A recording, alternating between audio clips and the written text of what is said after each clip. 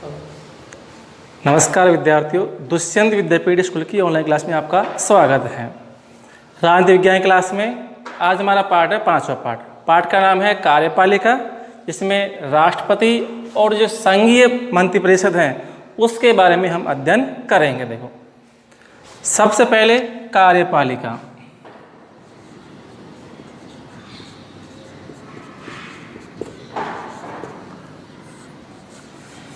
कि कार्यपालिका किसे कहते हैं। देखो, सरकार के 3 अंग होते हैं। सरकार के 3 अंग होते हैं। एक होता है व्यवस्थापिका,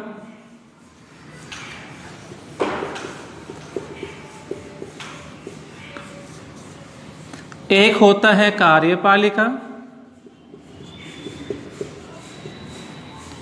एक होता है न्यायपालिका।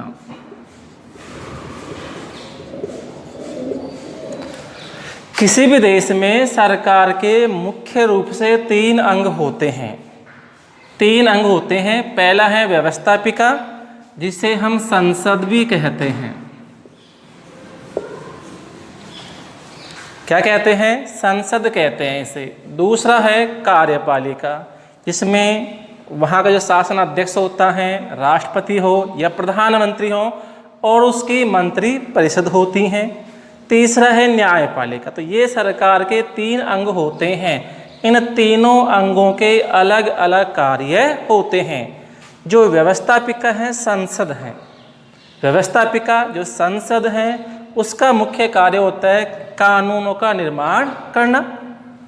जो कार्यपालिका है, व्यवस्थापिका या संसद द्वारा बनाए गए कानूनों को लागू करने का काम करती हैं। तीसरी है न्यायपालिका, जो यहाँ कानून बन रहे हैं, यहाँ लागू हो रहे हैं, उनकी जांच करती हैं, समीक्षा करती हैं। तो इस तरह किसी भी देश में सरकार के मुख्य 3 अंग होते हैं: व्यवस्थापिका, कार्यपालिका और न्यायपालिका। आज हमारा टॉपिक है कार्यपालिका। ठीक है।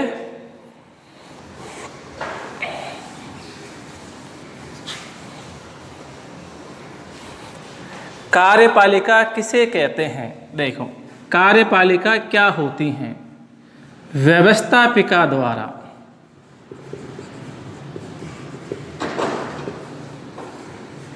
संसद द्वारा बनाए गए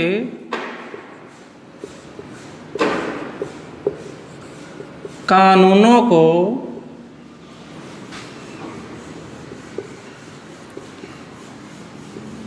लागू करने वाली संस्था क्या कहलाती है? कार्यपालिका।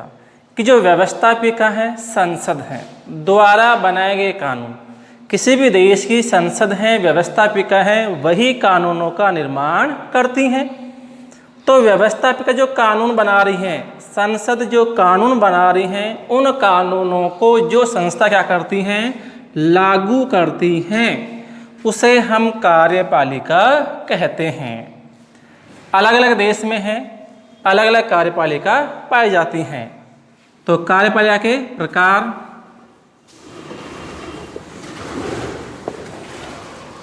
कार्यपालिका मुख्य रूप से 2 प्रकार की होती हैं। कार्यपालिका मुख्य रूप से 2 प्रकार की होती हैं।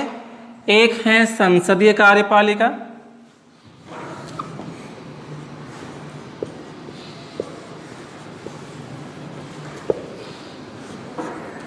दूसरी है अध्यक्षात्मक।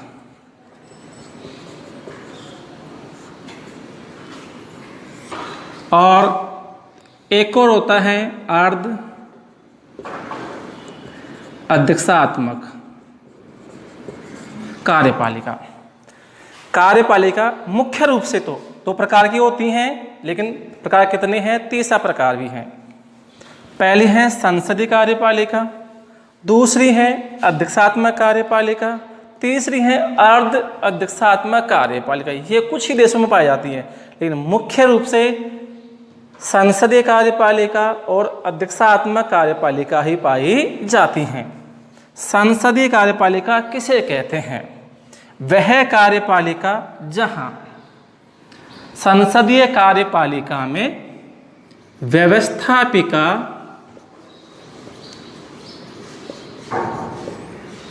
और कार्यपालिका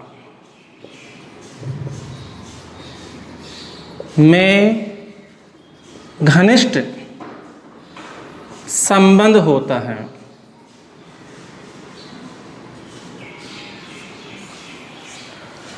संसदीय कार्यपालिका में व्यवस्थापिका और कार्यपालिका में घनिष्ठ संबंध होता है, अर्थात व्यवस्थापिका में से ही कार्यपालिका का निर्माण किया जाता है। कार्यपालिका में कौन कौन होते हैं? राष्ट्रपति, प्रधानमंत्री, मंत्रिपरिषद, जितने सदस्य होते हैं वो कहाँ से आते हैं?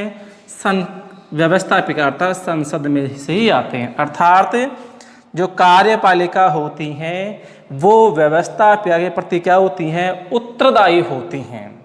क्या होती हैं? उत्तरदायी होती हैं। इस व्यवस्था में, संसदीय व्यवस्था में देश का जो प्रधान होता है वो नाम मात्र का होता है। देश का प्रधान क्या होता है? नाम मात्र का। संसदीय शासन व्यवस्था में देश का जो प्रधान होता है वो नाम मात्र का होता है, अर्थात नाम मात्र की कार्यपालिका होती हैं।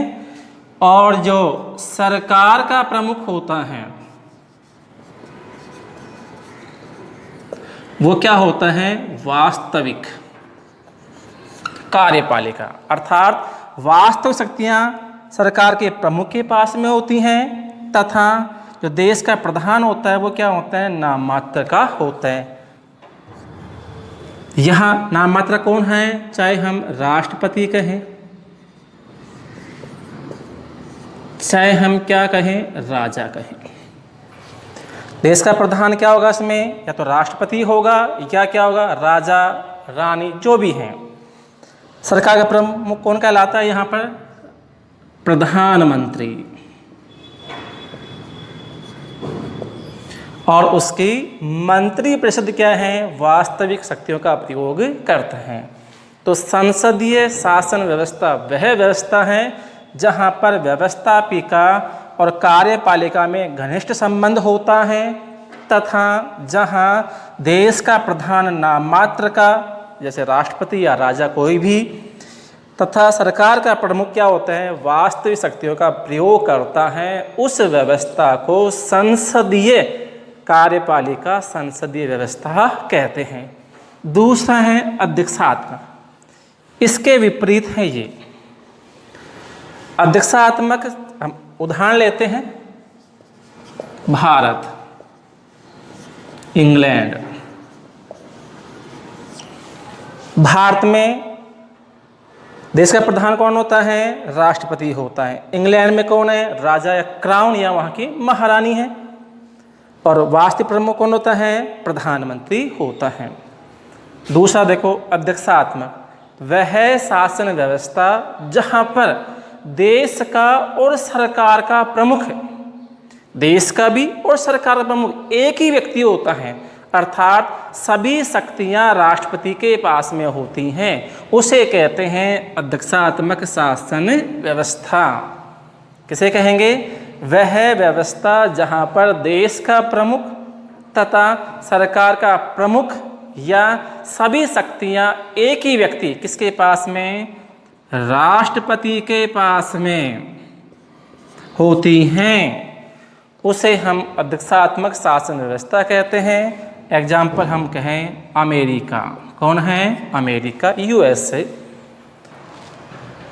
तीसरा है अर्ध अध्यक्षात्मक शासन व्यवस्था। वह व्यवस्था जहां पर सरकार का प्रमुख तो क्या होता है? राष्ट्रपति होता है तथा देश का प्रमुख तो क्या होता है? राष्ट्रपति होता है तथा राष्ट्रपति द्वारा नियुक्त कौन होता है? प्रधानमंत्री होता है। उसे कहते हैं अर्ध अध्यक्षात्मक। अर्थात यहाँ पर प्रधानमंत्री की नियुक्ति कौन करता है? राष्ट्रपति करता है।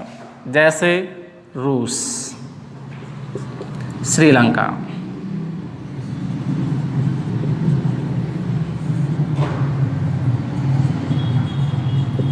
तो इस तरह विश्व में कार्यपालिका के 3 प्रकार हैं। मुख्य रूप से कितने प्रकार हैं? 2 प्रकार दिए गए हैं, संसदीय व्यवस्था और अध्यक्षात्मक व्यवस्था। जो भारत में है वो कौन सी है? संसदीय व्यवस्था पाई जाती हैं। तो हम इस पार्ट में भारत जो कार्यपालिका है, संसदीय व्यवस्था है, इसमें जो कार्यपालिका है उसके बारे में हम पढ़ेंगे, अध्ययन करेंगे।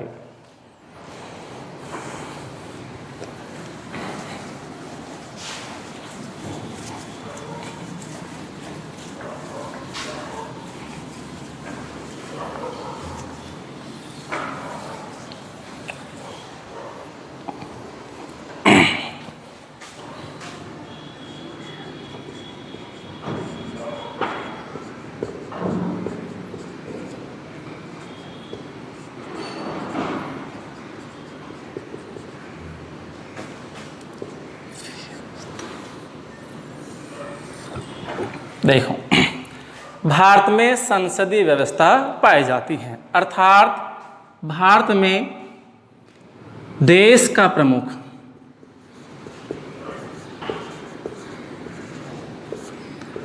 तो क्या होता है? नाम मात्र का संवैधानिक प्रमुख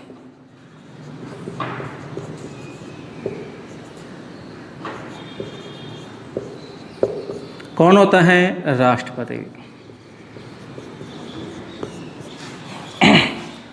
भारत में देश का प्रमुख या संवैधानिक प्रमुख या नाम मात्र का प्रमुख कौन होता है? राष्ट्रपति होता है। अर्थात संविधान में शक्तियां तो राष्ट्रपति को दी गई हैं, लेकिन किसके रूप में? संवैधानिक प्रमुख के रूप में। संवैधानिक प्रमुख के रूप में शक्तियां किसको दी गई हैं? राष्ट्रपति को दी गई हैं, लेकिन राष्ट्रपति उनका स्वयं प्रयोग नहीं करता है, इसलिए क्या कहते हैं उसको? नाम मात्र की कार्यपालिका कहते हैं। दूसरा, सरकार का प्रमुख कौन है? सरकार का प्रमुख, जिससे क्या है? वास्तविक कार्यपालिका। जो कौन है? प्रधानमंत्री और उसका मंत्री परिषद। अर्थात भारत में संसदीय व्यवस्था में सरकार का प्रमुख कौन होता है? प्रधानमंत्री और उसका मंत्री परिषद होता है, जिसको क्या है? वास्तविक कार्यपालिका कहते हैं। अर्थात वास्तव में शक्तियों का प्रयोग कौन करता है? प्रधानमंत्री और उसका मंत्री परिषद करता है। तो भारत में संसदीय व्यवस्था पाई जाती है, संसदीय कार्यपालिका पाई जाती हैं, जिसमें देश का प्रमुख, संवैधानिक प्रमुख, नाम मात्र कार्यपालिका कौन होता है? राष्ट्रपति होता है, तथा सरकार का प्रमुख कौन होता है या वास्तविक कार्यपालिका कौन होता है? प्रधानमंत्री और मंत्री परिषद होता है। अर्थात देश का शासन तो राष्ट्रपति के नाम से होता है। देश का शासन तो राष्ट्रपति के नाम से होता है, लेकिन शासनकर्ता कौन है? प्रधानमंत्री और मंत्री परिषद क्या करते हैं? शासन करते हैं।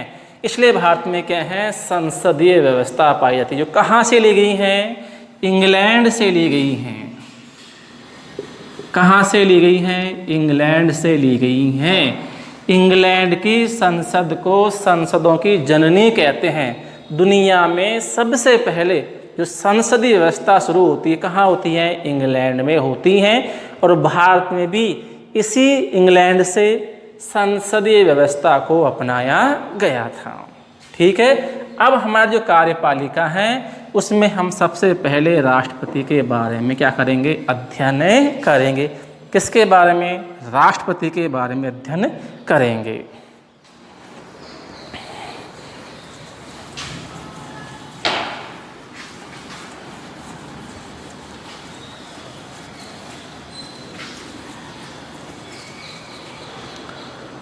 देखो, राष्ट्रपति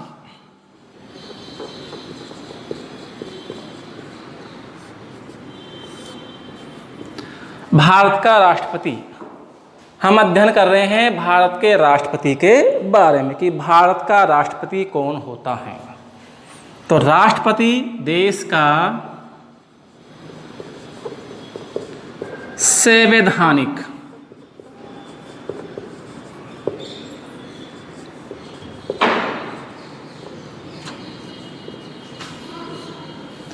प्रमुख होता है। कौन होता है? संवैधानिक प्रमुख कौन होता है? देश का राष्ट्रपति होता है, जिसके नाम पर देश का शासन चलता है। अब राष्ट्रपति के पद का वर्णन, राष्ट्रपति के पद का वर्णन अनुच्छेद 52 में दिया गया है। किसमें दिया गया है? अनुच्छेद 52 में दिया गया है। अनुच्छेद 52 के अनुसार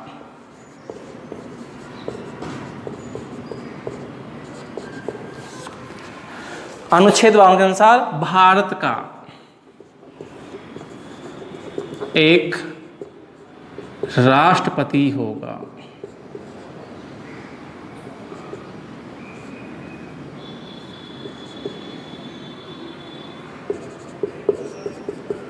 क्या होगा? भारत का क्या होगा? राष्ट्रपति होगा, जो देश का क्या होगा? संवैधानिक प्रमुख होगा, जिसके नाम से क्या होगा? देश का शासन चलेगा। देखो, अब राष्ट्रपति कौन बन सकता है? क्या बन सकते हैं? क्या मैं बन सकता हूं क्या? तो राष्ट्रपति बनने के लिए क्या क्या योग्यताएं होनी आवश्यक हैं? योग्यताएं,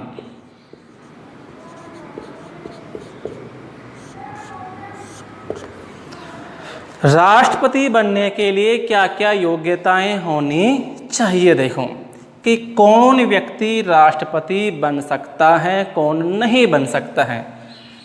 सबसे पहली जो कंडीशन है, शर्त, वो क्या है? वह भारत का नागरिक होना चाहिए। क्या होना चाहिए? भारत का नागरिक, सिटीजन ऑफ इंडिया। भारत का क्या होना चाहिए? नागरिक होना चाहिए। कि जो नागरिक भारत का है, जो भारतीय हैं, भारत का नागरिक हैं, वही राष्ट्रपति के लिए चुनाव लड़ सकता है। दूसरी, उसकी उम्र, कौन सी उम्र? न्यूनतम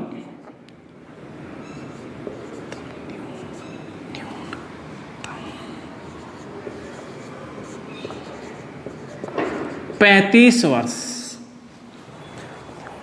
उसकी न्यूनतम उम्र 35 वर्ष होनी चाहिए। मतलब कम से कम वो 35 वर्ष का होना चाहिए। कितना होना चाहिए? 35 वर्ष का हो तो चुनाव लड़ सकता है। और अधिकतम उम्र कितनी होनी चाहिए? तो संविधान में अधिकतम उम्र के बारे में कोई वर्णन नहीं किया गया है। अधिकतम कितना भी हो सकता है, 60 साल, 70 साल, 80 साल, 100 साल, कितने भी उम्र का व्यक्ति राष्ट्रपति बन सकता है। यहाँ क्या है? न्यूनतम उम्र है, न्यूनतम एज है, कितनी है? 35 वर्ष होनी चाहिए। तीसरी उसकी शर्त है, वह लोकसभा का सदस्य बनने की योग्यता रखता हो। क्या रखता हो? लोकसभा का सदस्य बनने की योग्यता रखता हो, ना कि लोकसभा का सदस्य हो, कि वह जो भारत की संसद का सदन है, कौन सा? लोकसभा, उसका सदस्य बनने की योग्यता रखता हो। लोकसभा का सदस्य नहीं होना चाहिए। चौथा है वह लाभ के पद पर न हो। किस पर हो? लाभ के पद पर न हो। लाभ का पद मतलब क्या है कि वह व्यक्ति किसी भी डायरेक्ट या इनडायरेक्ट, प्रत्यक्ष या अप्रत्यक्ष तरीके से सरकारी सुविधाएं प्राप्त करता हो तो वह लाभ का पद कहलाता है। तो उस पद पर भी नहीं होना चाहिए। तो क्या हो गया? लाभ के पद पर न हो। अब और क्या हो सकती हैं कि दिवालिया, पागल, ये इसमें नहीं आएगा। क्यों नहीं आएगा? क्योंकि ये यहाँ पर हो गया कि लोकसभा का सदस्य बनने की क्या रखता हो? योग्यता रखता हो। तो ये चार क्या हो गई हैं? इसकी शर्तें हो गई हैं। एक और है, पांचवी शर्त कि उसके लिए 50 प्रस्तावक और 50 अनुमोदक हो। क्या हो? 50 प्रस्तावक हो और 50 क्या हो? अनुमोदक हो। इसका मतलब है कि 50 सदस्य, 50 व्यक्ति उसके प्रस्ताव को हस्ताक्षर करें, उसके लिए प्रस्ताव करें और 50 व्यक्ति अनुमोदन करें, उसकी सहमति दें। अर्थात 100 सदस्य उसके लिए क्या करें? वहाँ पर अनुमति दें तो वह राष्ट्रपति पद के लिए क्या है? योग्य बन जाता है। तो इस तरह राष्ट्रपति बनने के लिए क्या है? यह मुख्य रूप से 5 शर्तें दी गई हैं कि वह भारत का नागरिक होना चाहिए, उसकी न्यूनतम आयु, उम्र कितनी होनी चाहिए? 35 वर्ष होनी चाहिए, वह लोकसभा का सदस्य बनने की योग्यता रखता हो, न कि सदस्य हो। क्या रखता हो? लोकसभा का सदस्य बनने की योग्यता रखता हो। चौथा है वह लाभ के पद पर न हो और पांचवा है उसके लिए 50 प्रस्तावक और 50 अनुमोदक की व्यवस्था हो। इस तरह ये क्या दी गई है? उसकी योग्यताएं दी गई हैं, जिसका वर्णन संविधान के अनुच्छेद 58 में दिया गया है। किसमें दिया गया है? अनुच्छेद 58 में उसका वर्णन किया गया है।